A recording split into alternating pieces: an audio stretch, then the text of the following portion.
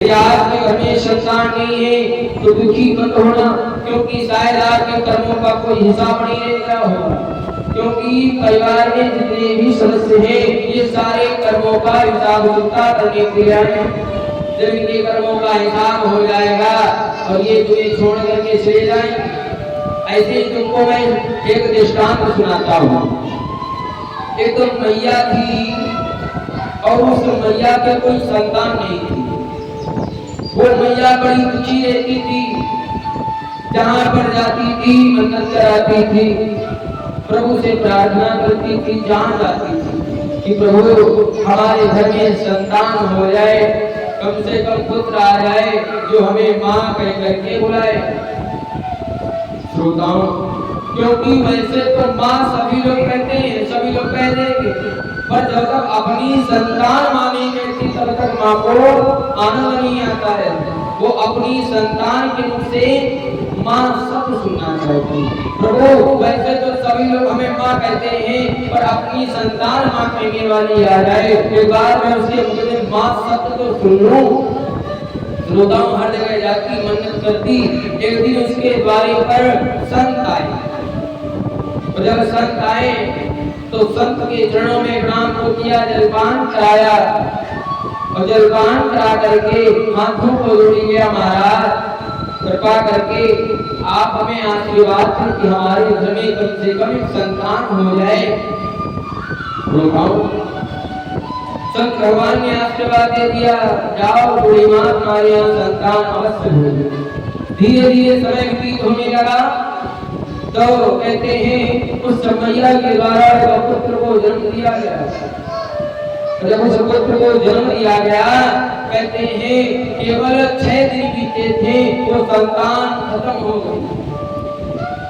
जब संतान खत्म हो गई तो मैया फूट फूट करके रोने लगी, सर पड़क पड़क करके रोने लगी, ऐ परमात्मा, ऐ दीनानाथ, तूने संतान दिया पर संतान का सुख हमें प्राप्त नहीं हुआ, संतान को छीन लिया, कम से कम माँ शब्द तो सुन लेने देते, तभी ले लेते, कोई बात नहीं थी, पर हमने उसके मुख से माँ शब्द नहीं सुन पाए। अपने आपने क्या किया, हमारे हाथों से पुत्र को छीन लिया। उस बूढ़ी मैया ने उस पुत्र को उठाया, उठा करके संत भगवान के पास ले गई। हे भगवान, आपने संतान दी, संतान हुई, पर संतान का सुख हमें प्राप्त नहीं हुआ।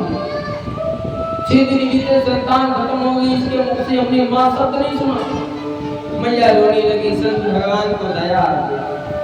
संत भगवान ने कहा, आज चिंता मत करो, जो भाग्य में लिखा होता तो वो तो हो करके रहता है।